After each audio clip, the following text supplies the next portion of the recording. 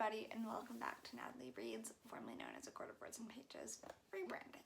So, today is going to be my April TBR, but before that, I have a few things to talk through. I have not uploaded a video since mid-December, but I think I'm ready to consistently upload videos every week, at least once a week, maybe twice, depending on the week, and I'm excited to be back. I'm excited to devote a lot of time to this channel. I think April's going to be a good month. I have my spring break in it, which is so exciting. It means we're almost at the end of the school year. I have about 2.5 months left, which is exciting. I'm ready to be done. I'm ready for it to be summer.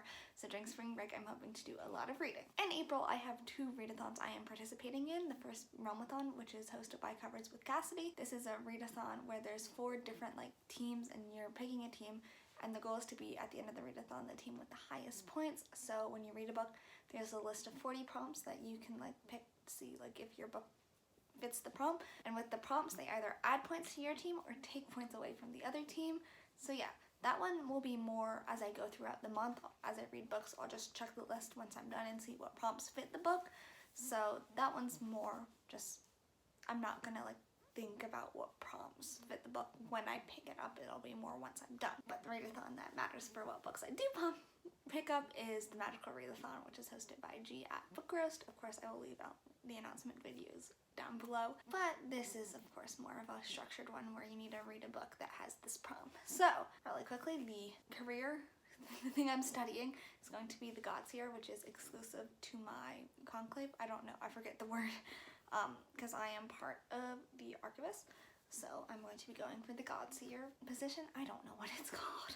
And that means I have to read 7 subjects, or prompts for 7 subjects. So let's get into that. So the first one I have to read is Astronomy, which is a book that's on the top of your TBR. And for me, that would be A World Without Princess, which is the second book in the School for Good and Evil series. I reread the first one last month, Jesus. And I really enjoyed it. This is a series I have read almost in its completion. I've read the first 5 books, but I have not read the 6th, so I'm rereading the series, so I'm able to do that. This series is one I love. It's based off of fairy tales, and I love fairy tales. I love fairy tale retellings, so I'm really excited to reread this. In the first one, we follow Sophie and Agatha, who live in a town where every 4 years, 2 children go missing, 1 good and 1 evil. And the rumor in the town is that they're taken to the School for Good and Evil, where they're trained to be in fairy tales. Now, Sophie and Agatha suspect that they'll be the ones picked this year. Sophie is so excited to be a princess. She is, in her mind, the beacon of good. She does good things. She's so excited to go and marry a prince. And Agatha, she's always been different. She lives in a graveyard. She doesn't have a lot of friends. Her only friend is actually Sophie. And she is less enthused, and she just wants to stay home. So the 2 girls are kidnapped, but things don't happen quite the way they are. And they end up in the wrong school. So it's about their journey of trying to get home and also get into the right schools. So this book starts off from there, or at the end of the last book. I'm really excited to read it. I really enjoyed the series, and yeah, it's a nice middle grade series. The next subject I have to do is Inscription, which is intimidating read, and this one may be stretching it a little bit, may not, and that is going to be the One Piece series. So this is a series I am continually working my way through. I'm actually not even on volume 16, I'm on volume 15, but I suspect I will be reading that in the end of March. My goal for April is to finish the arc I'm on and then maybe read the next one as well. I'm not 100% sure. But One Piece intimidates me because there's 1,000 chapters out of it, 100 volumes. It's huge, and I've barely started it. So it's insane to think about what it's going to become, and so I'm intimidating by what's to come in it. Maybe not by the individual volumes, but the series as a whole I am quite intimidated by. And just the brief synopsis of One Piece. It's about this boy, Luffy, whose goal is to be king of the pirates, and it's following him as he sets out to sail the Grand Line and discover the best treasure in the world. And it's about his crew and all the fun stuff. So yes, I'm on volume probably 16 by the time it rolls around to April, so I'm very excited to be continuing on with it. I've thoroughly enjoyed what I've read of that series so far, so I'm just so excited to continue, even if it is a little bit intimidating. So the next one is Psionics and Divination, and for that I need to read a book set in the future. I'm gonna say I'm not 100% sure if this book works for the prompt, but I'm gonna count it, and that's All Systems Red by Martha Wells. So the reason I'm counting this is because it's set in a sci-fi world, I think, and any world in that has to be in the future, right? I mean, we don't exactly have all this technology nowadays, so I'm aiming for it being in the future, and I'm hoping for that. I actually have a little bit of idea of what this series is about, but not a whole ton. I know it's about this robot who's a murder bot that's supposed to be like evil and kill people, but he's not, and it's following him. There are short novellas that are like 160 pages or so, so I'm excited to read them. I've heard a lot of really good things about this series, so I'm ready to dig my feet into it and see what all the hype's about. Next up, I have to read a book of restoration, and that is a book featuring healers, and for this one I'm going to be going for the Way of Kings. I've heard there is some healers in it through Twitter, and like people recommending books on Twitter. People have recommended this series, so I'm going to say it counts. Do I have any idea what this book is about? No. I think it's about two realms that are at war with each other. I don't know a whole much about that one. Honestly, this is what I could put as an intimidating read, because, you know, 1,000-page books. Woo! I know. This will probably be what I read over spring break. But I'm excited. I love everything that Brandon Sanderson's written and I've read, so it's time for me to start Stormlight. Next up, for Conjuration, I have to read a book with a source of light on the cover, and for that I'm going to be reading The Land of Stories by Chris Colfer, because the sky is a light of source. A source of light. I am fabulous at speaking today. This is another reread for me. This is another series I read when I was younger and absolutely adored, and have been wanting to reread it. So I thought, you know what? I'll start my reread of it. This is a 6-book middle grade series that's also based on fairy tales. Maybe it's a bit telling that most of my favorite series from when I was younger were about fairy tales. There's something about fairy tale retellings that just do it for me, but who knows. This book follows two twins, Alex and Connor, who have been having a rougher go at it. Their dad died recently, and they're just kind of struggling. And then one day, they fall into their grandmother's fairy book. And in the fairy book, they find that fairy tales are real. And it's about their adventure, trying to get back home, but also trying to survive in discovering this amazing land, the Land of Stories. Thinking about this book and this series just brings so much joy to me.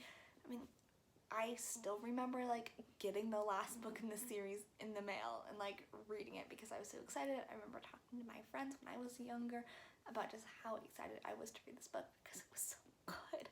So yeah, it's a 6-book series. They're all nice and cute books, and I'm excited to read it. I don't know. I just want to reread it. I've been wanting to reread it for a while, so when I saw this prompt, I was like, great, I can sit it on my TBR. One that I'm a little less enthused to read, but I'm still gonna read it anyway, is A Shadow in the Ember by Jennifer L. Armentrout.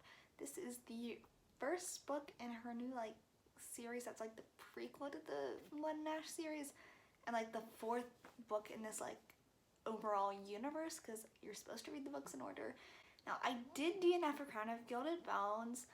I'm going to go back to it at some point, but I just don't have the willpower to do it. And for this book, oh, I didn't even mention what prompt this is going to be. This is for the demonology prompt, word shadow in title, and I don't know, I couldn't find a whole lot of books that appealed to me.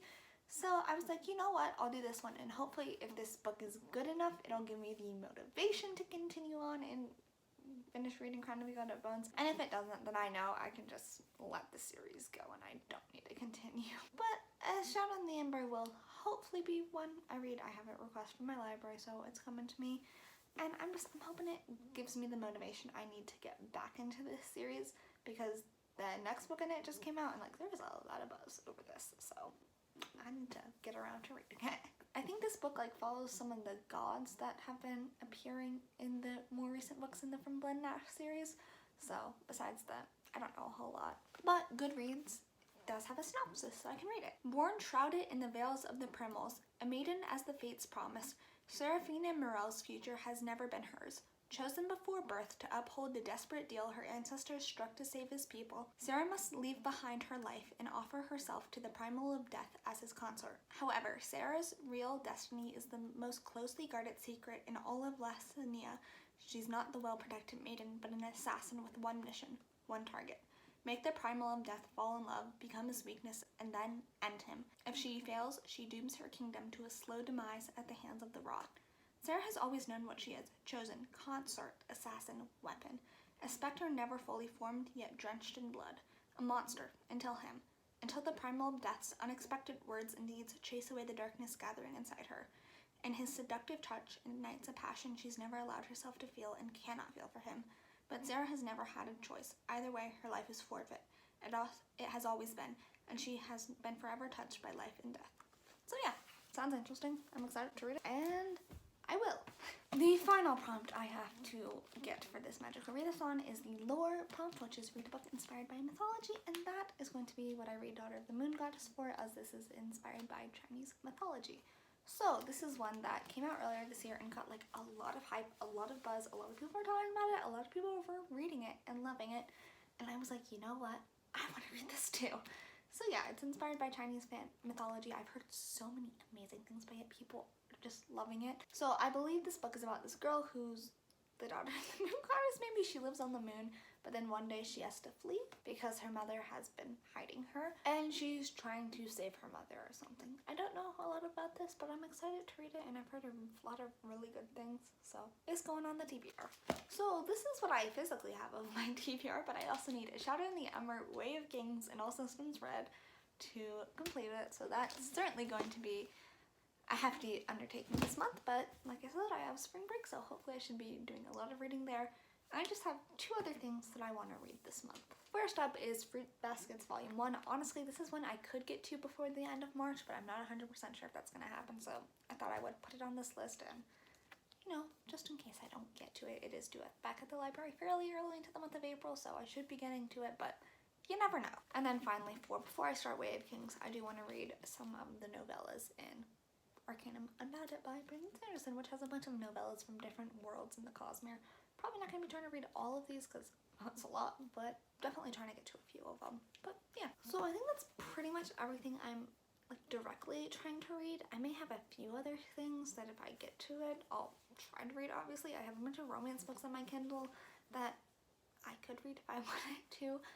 But yeah, I think that's a pretty good TBR stuff. So thank you guys so much for watching. Like I said before, the links to the announcement videos for Realmathon and the Magical Readathon will be listed down below, as well as the books that I talked about in this video, so you can check them out if you want to.